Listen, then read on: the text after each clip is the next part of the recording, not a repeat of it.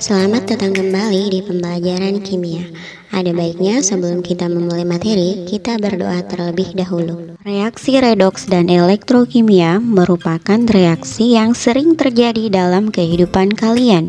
Contohnya adalah pada saat kalian mengupas buah apel ini akan berubah menjadi coklat karena adanya reaksi redoks. Kemudian, kalian pernah berpikir dari mana sumber listrik dari baterai dan aki yang sering kalian gunakan? Bahkan proses yang paling penting dalam hidup kalian juga adalah reaksi reduksi oksidasi, yaitu proses pernafasan. Jika 5 menit saja kalian tidak bernafas, maka kalian akan segera bertemu dengan malaikat maut. Pada pertemuan kita kali ini, yang akan kita bahas adalah tentang metode bilangan oksidasi. Tapi sebelumnya, kalian harus menguasai dulu bilangan oksidasi. Silahkan perhatikan video ini sampai selesai. Pahami contoh soalnya baik-baik. Di bagian akhir video ada latihan yang wajib kalian selesaikan.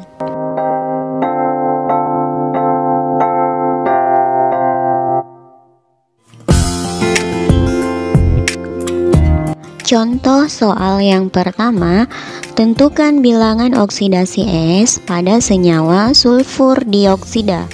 Pembahasannya, nah di sini kita melihat bahwa sulfur dioksida mempunyai muatan 0 karena dia adalah senyawa netral, sehingga jumlah biloks sulfur dioksida sama dengan 0. Ingat, unsur atau senyawa bebas, bilangan oksidasinya sama dengan 0.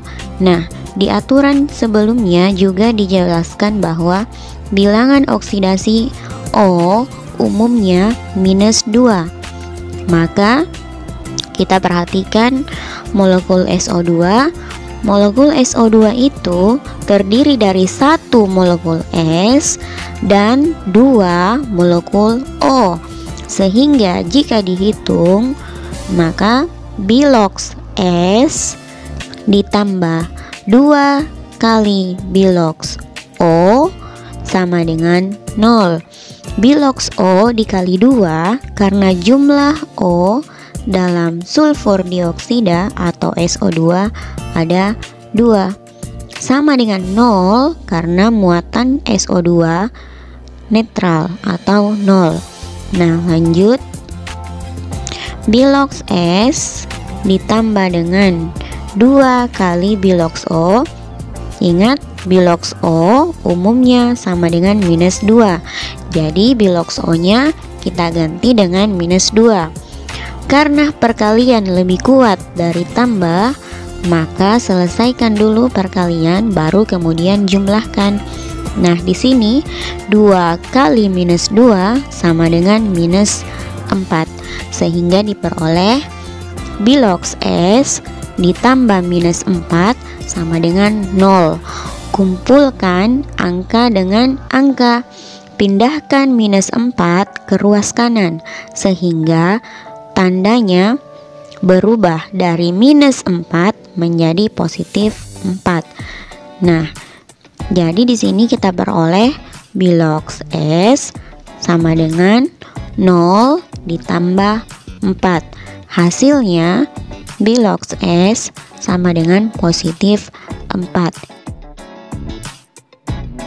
Contoh soal yang kedua, tentukan bilangan oksidasi es pada ion sulfat.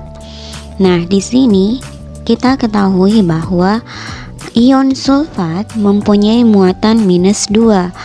Nah, seperti pada aturan sebelumnya, bilangan oksidasi ion sama dengan muatannya, sehingga jumlah biloks ion sulfat sama dengan minus 2 sesuai dengan muatannya. Dan ingat bahwa biloks O umumnya sama dengan minus 2. Sehingga di sini kita peroleh SO4 2- terdiri dari 1 atom S dan 4 atom O. maka penjumlahannya menjadi S ditambah O4 sama dengan minus 2. Minus 2 diperoleh dari muatan ion sulfat, sehingga diperoleh 1 kali bilox S ditambah 4 kali bilox O sama dengan minus 2. Bilox O dikali 4 karena jumlah atom O dalam ion sulfat ada 4. Nah, bilox O sama dengan minus 2, jadi bilox O nya kita ganti dengan minus 2, sehingga diperoleh bilox S ditambah 4 kali minus 2 sama dengan minus 2.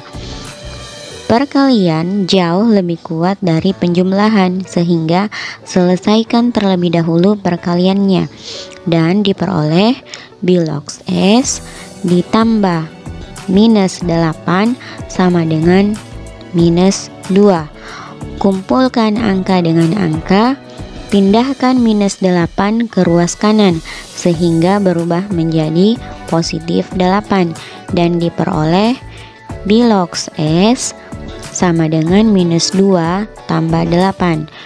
Hasilnya sama dengan positif 6.